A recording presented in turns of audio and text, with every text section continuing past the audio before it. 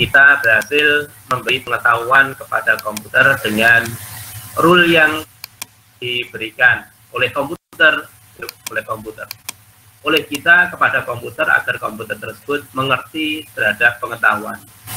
Dan ternyata pengetahuannya bisa dinalar oleh komputer. Komputer bisa menalar, contohnya Markus kemarin. Andi sama Markus gitu ya.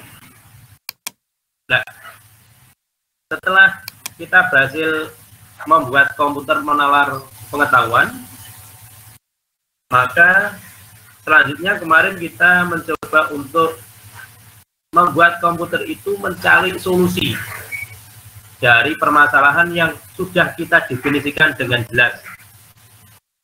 Contoh solusinya kemarin kita menggunakan kasusnya petani padi, angsa, sama serigala itu.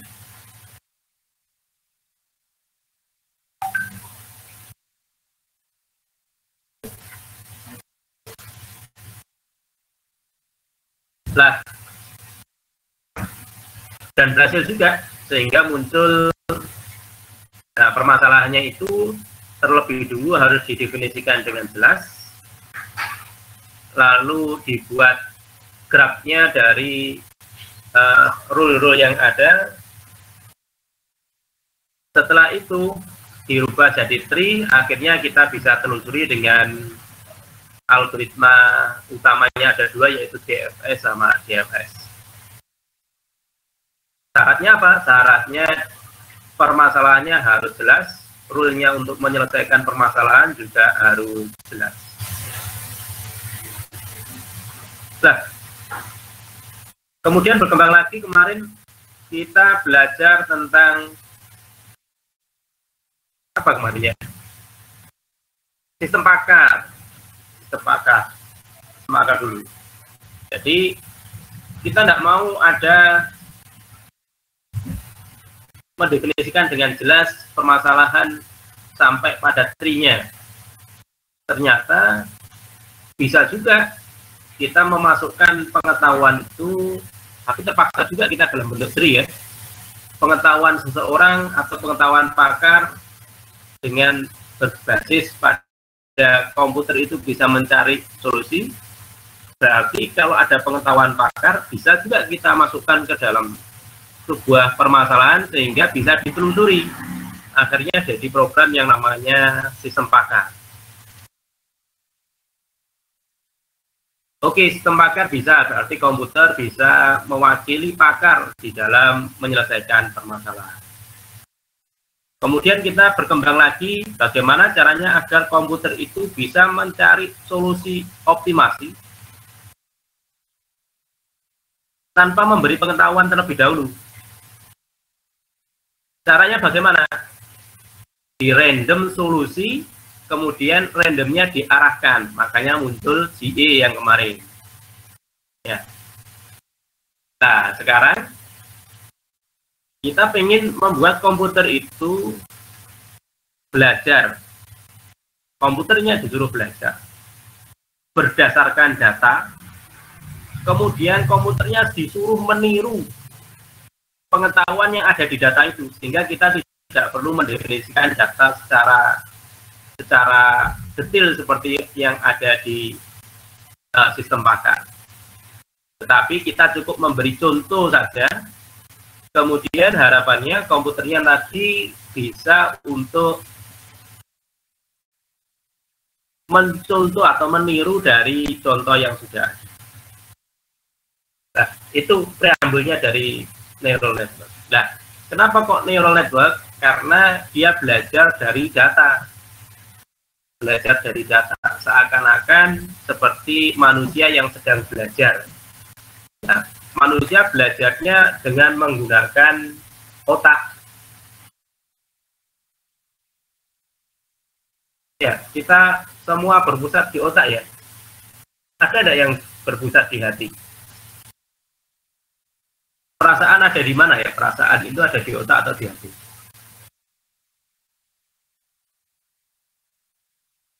Nah, ya udahlah. Semua berpusat di otak. Kemudian yang ada di otaknya manusia itu disederhanakan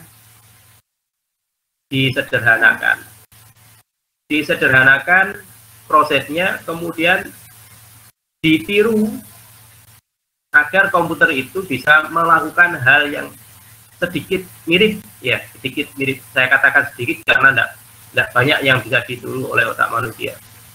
Sedikit mirip yang dilakukan pada otak manusia. Nah, itu preambelnya. Jadi kalau kita mengajari manusia kan tentunya dengan contoh kan ya, anak kecil diberi contoh. Ini huruf A, huruf B, huruf C, dan seterusnya. Ini ayahmu, ini ibumu, ini Pak Paman misalnya, begitu akhirnya dia bisa mengenali. Nah, bagaimana caranya agar komputer itu kita buat seperti manusia berpikir? Nah, tentunya kita juga harus tahu dulu bagian mana yang dicontoh, bagian otak mana yang dicontoh, yaitu di bagian pembangkitan memori. Di dalam ini, kalau ini dicari saja di pelajaran IPA ketemu. Jadi di dalamnya otak itu ada sel-sel yang saling terhubung, kemudian sel yang saling terhubung itu merepresentasikan pengetahuan. Jadi di dalamnya ini ada retina, kemudian ada sel, ada neuron. Ya, neuronnya ini yang dan inti selnya nukleus ya, inti sel itu yang jadi ada data, kemudian ada sesuatu di dalamnya, kemudian ini nanti mengalirkan listrik lagi. Kalau listriknya besar maka dia dilanjutkan lagi, kalau tidak dilanjutkan gitu.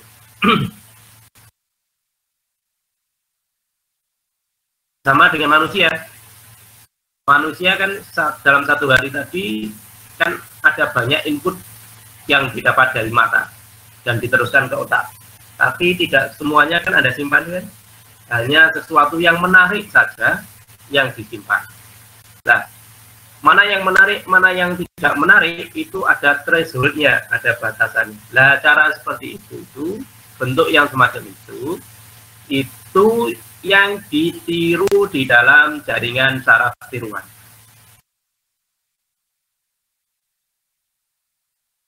Jadi di dalam otak itu ada neuron yang merupakan satuan unit proses terkecil dari otak.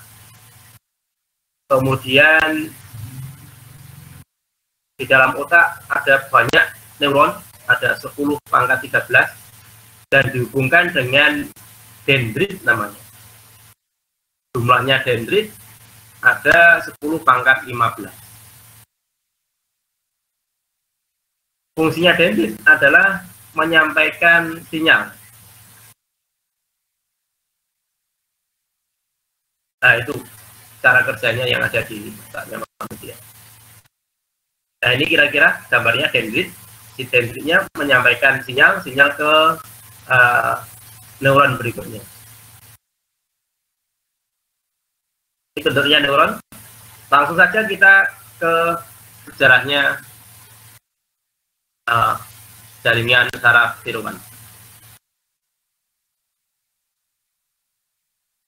Ini dimulai di tahun 43 oleh Pitt sama McCulloch gitu ya,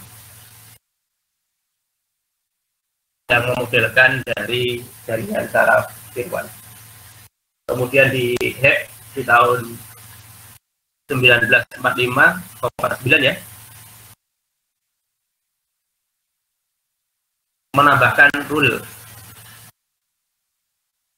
sampai pada 80-an, dan banyak hal yang bisa diselesaikan oleh NN, neural network. Sampai sekarang neural network bahkan berkembang menjadi, ketika layernya banyak, proses belajarnya jadi besar, maka kita menyebutnya dengan deep learning.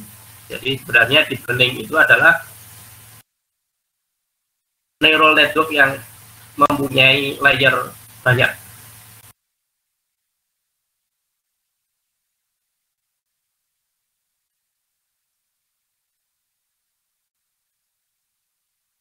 Nah, ini yang ditiru oleh manusia. Jadi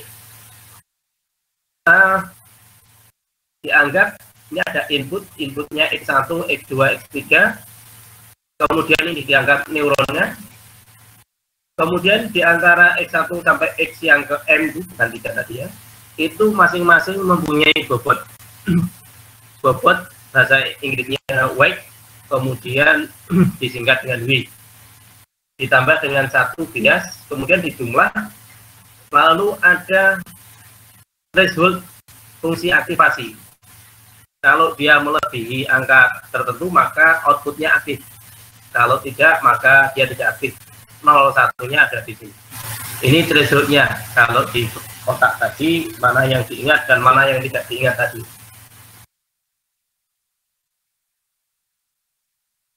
Jadi seperti yang saya katakan tadi, setiap X tadi dikalikan dengan W, X dikalikan W, kemudian kalau sudah masing-masing hasil itu akan dijumlah masuk ke threshold. Ini rumusnya. Seberapa banyak X ya tergantung dari inputannya nanti. Kemudian ada fungsi aktivasinya, thresholdnya itu menggunakan fungsi step 0 sama 1, kalau tidak 0, 1, atau sign. Sign itu kalau ada tandanya minus 1 sama 1, atau sigmoid. Sigmoid itu pakai 1 dibagi dengan 1 pangkat eksponen X. Nanti kalau ini tidak munculnya hitam, silakan dicari di ini ya, di materi yang sudah saya berikan. Ini contohnya penggunaan dari neural network. Sekali lagi jangan bertanya, ngapain itu diselesaikan pakai neural network? Ya, ini baru kita belajar strukturnya neural network. Sama seperti kemarin kita belajar word matching, sama seperti kalau kita belajar looping di bahasa pemrograman. Ngapain kamu buat looping bilangan ganjil? Kan tidak ada gunanya. Ya bukan loopingnya, tapi cara kita mempelajari looping, cara kita mempelajari GE tanpa pakai word matching, sama juga cara kita belajar neural network dengan fungsi N. N kita tahu fungsinya seperti inputnya X1, X2, outputnya Y, sudah hafal semua, orang IT harus hafal ini. Nah, fungsi ini ternyata bisa diselesaikan kalau kita punya neural network, tidak harus pakai N, tapi pakai neural network. Caranya bagaimana? X-nya dikalikan dengan W-nya 1, X1, W-nya 1, X2, W-nya 1 juga, kemudian kita beri threshold 2. Kita kasih contoh yang 0. Kalau 0 dikalikan 1, 0, ini juga 00 lagi, 00, maka Y-nya penjumlahan dari 2 0. Kalau dijumlahkan ya tetap 0. Maka 0 di bawah 2, maka outputnya 0. Kalau salah satu, misalnya X1-nya 1 yang ini 1, 1, 1, kemudian X2-nya 0, ya, X2-nya 0. Ini kalau dijumlah 1 ditambah dengan 0, berarti kan 1 masih di bawah 2, berarti 0. Kecuali kalau X1 dan X2-nya itu 1. X1-nya 1 dikalikan 1, X2 1 dikalikan 1, 1 ditambah 1, 2, thresholdnya 2, maka dia outputnya sudah 1, sudah lebih dari 2. Itu contoh fungsi N. Fungsi OR bagaimana?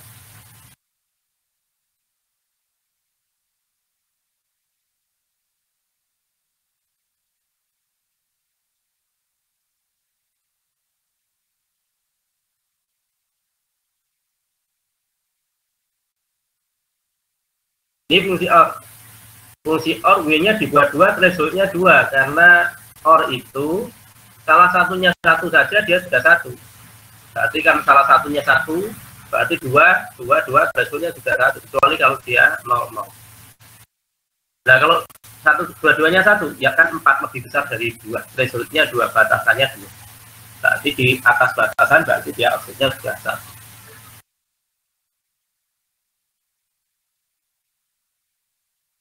Ya ini dianalisa sendiri, N0. Kemudian ada lagi fungsi XOR. Fungsi XOR ini lebih kompleks karena dia tidak bisa menggunakan satu lapis. Kalau lapisnya lebih dari satu, ada 2 lapis, baru bisa diselesaikan dengan XOR. Ini contohnya XOR kita tahu semua, kalau sama dia 0, kalau beda dia 1. Ini bandingkan kalau 00 harusnya 0. 0, 0, kesininya 0, ke bawahnya ini 0, 0 jelas. Yang ini 0, ini 0. Karena dia mengandung fungsi 0. Setelah di 0, 0 maka dua-duanya kan dikalikan 2, thresholdnya 2. Kalau thresholdnya 2 kan di sini jadi 0, kan di bawah 2. Ini jadi 0, 0. Kalau 0, 0 maka dia atasnya juga 0. Coba salah satunya 1. Ini 0, ini 1. X1-nya 0, X2-nya 1. Kalau X2-nya 0, maka Z1 itu 0, kemudian ditambah dengan minus 1, 0, dikurangi dengan minus 1, hasilnya minus 1 di sini. Minus 1 kurang dari threshold berarti dia 0, Z1-nya 0. Coba sekarang yang ini, X1-nya 1, berarti minus 1. X2-nya 0, 0. Minus 1 berarti 0, 0 ya. Dia 0. Oh, mana salah kita? Ini 1. 1 dikalikan 2. Oh, ini apa? 1 dikalikan 2, hasilnya 2. Sementara yang ini 0. 0 dikalikan minus 1 berarti dia hasilnya 0. Kalau dijumlah 0 ditambah dengan 2, maka dia hasilnya 2. 2 berarti melebihi threshold, berarti dia Z1-nya 1. Z1-nya 1. Ini 1. Mana ya pulpennya? Ini 1. Nah, kalau di sini 1, maka yang ini sekarang nilainya tadi 0, 1, 0, 1, 0. Nilainya 1 sama 0.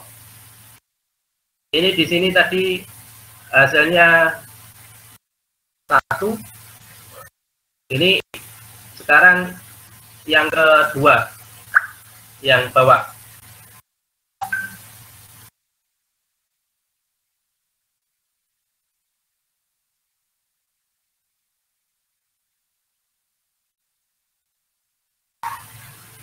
Nah, kalau kita lihat, maka dia ini nilainya 1 dikalikan dengan minus 1, jadi minus 1. Kemudian 0 dikalikan 2, jadi 0, hasilnya minus 1. Minus 1 di bawah threshold, berarti dia 0. Yang ini 1, 0. Yang ini 1 dikalikan 2, yang bawah 0 dikalikan 2, maka totalnya adalah 2. 2 melebihi threshold, berarti Y-nya sama dengan 1. Begitu ya. Ini layer dari XOR. Nah, XOR itu ternyata dia tidak bisa dipakai di single. Ya, kalau 1 saja dia tidak bisa, dia harus 2. Ini. Jadi kalau kita punya N, ini bisa terpisah sempurna seperti ini. N satu-satunya di atas, yang lain di bawah garis. OR juga bisa, OR-nya dikasih garis begini. Tapi XOR tidak bisa dipisahkan dengan garis.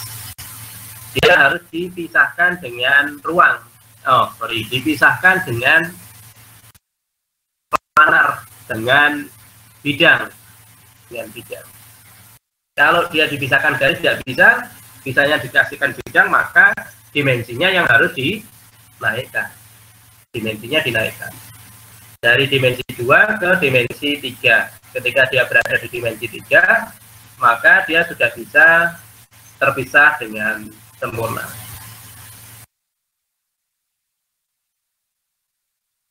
Kalau 2 ke 3 masih mudah untuk kita pelajari. Biasanya ada juga yang dimensinya lebih tinggi, dimensi 10, dimensi ya tergantung variabel yang dipakai.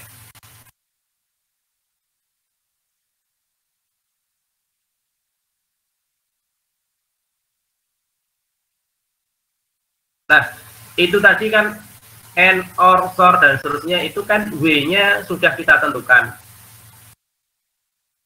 Katanya tadi kita tidak peduli sama proses belajar, biarkan komputer yang belajar, kan begitu ya. Tujuan dari neural network itu adalah komputernya yang belajar. Belajar dari apa? Dari contoh. Nah, dari contoh yang ada. Maka di sini W-nya tadi mestinya tidak perlu kita yang menentukan, tetapi kita random saja W-nya itu. Kemudian W-nya akan diupdate ketika salah. Ketika terjadi kesalahan, W-nya diupdate. Begitu seterusnya sampai W-nya itu stabil. Kalau W-nya sudah stabil, antara target dengan output yang diberikan sudah sama, maka kita punya kumpulan W. Kumpulan W-nya itu dijadikan model. Nah, kalau W-nya semacam ini, modelnya layernya berapa, jumlah inputnya berapa, maka neural network sudah bisa membedakan hasil. NN itu inputnya bisa banyak, outputnya juga bisa banyak. Tapi sementara ini outputnya 1 dulu. Ini contohnya fungsi N yang tadi, threshold 2, sama yang di sebelah kanan itu fungsi N dengan tambahan bias. Ini bisa dibuktikan dengan matematis. Jadi pada neural network itu selalu ada tambahan 1, kemudian W-nya jadi 3 karena inputnya 2. Kemudian threshold-nya 0, dibuat threshold-nya dibuat 0.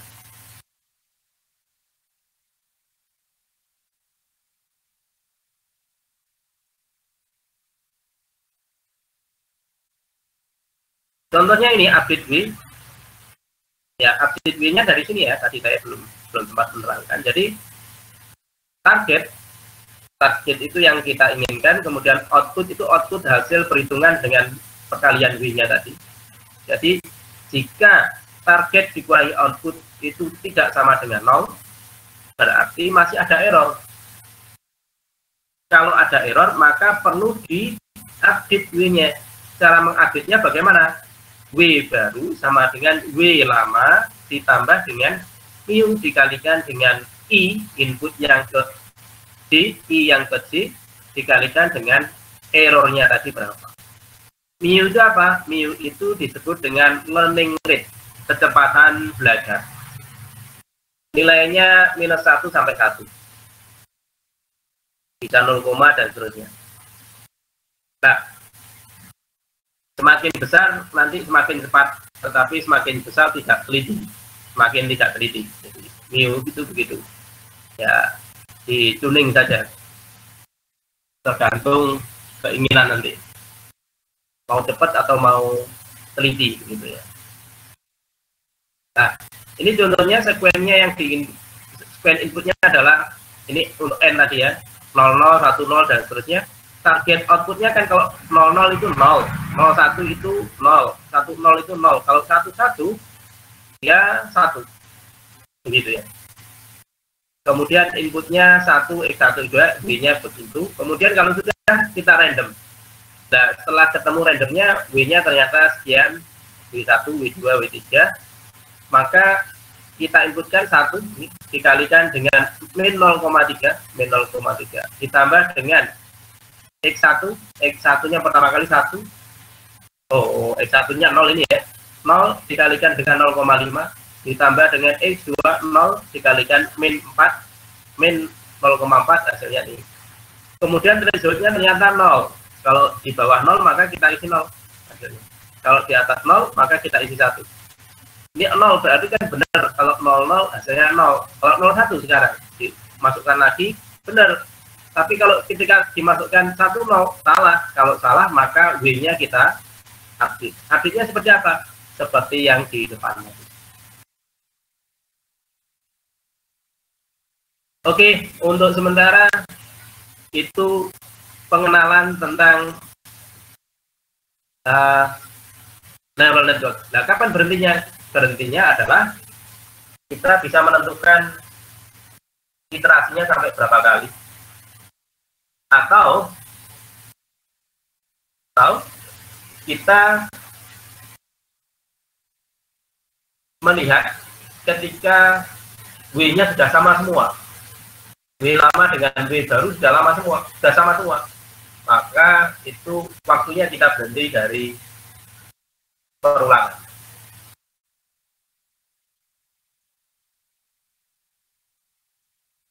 Oke, itu tentang neural network yang kemarin sudah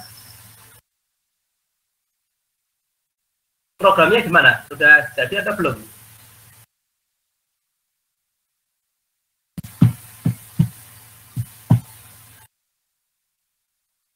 Yang ini tugasnya adalah melanjutkan yang ini tadi. Dilanjutkan dengan menggunakan Excel. Satu, kemudian diupdate lagi ke bawah dan seterusnya. Tidak perlu membuat program. Kalau Anda cari di Google sebenarnya sudah banyak. Pak, ini Pak sudah jadi. Tidak begitu tujuannya. Tujuannya adalah Anda paham tentang proses yang terjadi di dalam neural network atau CST. Paham ya? Ada yang ditanyakan?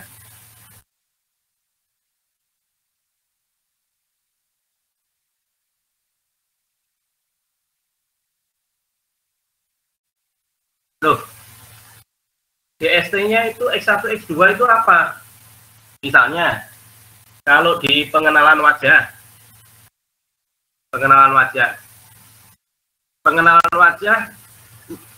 menggunakan DST, pengenalan wajah anak-anak, kemudian dewasa, begitu saja ya.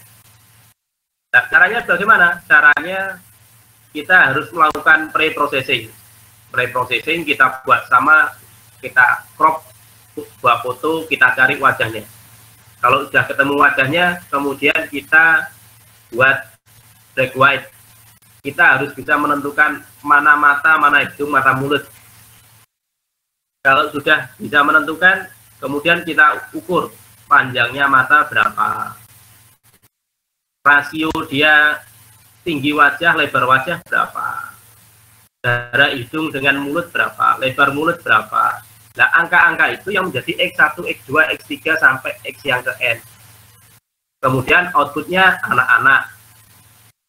Kalau tidak, outputnya dewasa. Begitu seterusnya. Nah, jadi X1, X2 itu sebenarnya input yang diberikan. Saya tanya kan?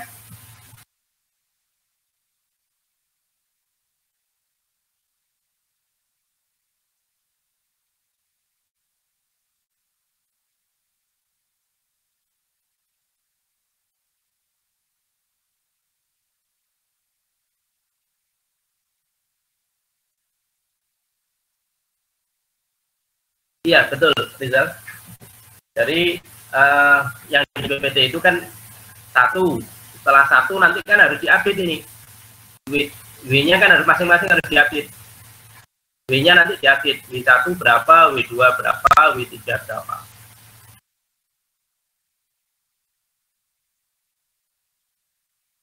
Kemudian diisi di sini. Ini outputnya berapa. Kalau masih benar misalnya nanti outputnya 1, nggak usah diupdate. Kalau dia 0, diupdate lagi. Diulangi lagi dari 100, 101, 110, 11 lagi di bawahnya. Ini iterasi pertama, iterasi kedua, sampai iterasi ke banyak. Makanya kalau pakai Excel nanti tidak usah di copy, tidak usah ditulis satu per satu, bisa di copy saja ke bawah, nanti ketemu ya. Sampai outputnya 0001 gitu. Dicoba dulu, googling juga boleh, googling di internet, tapi dicontoh, bukan hasil Google-nya itu yang dikumpulkan. Oke, saya kira itu pertemuan hari ini kita akhiri. Assalamualaikum warahmatullahi wabarakatuh.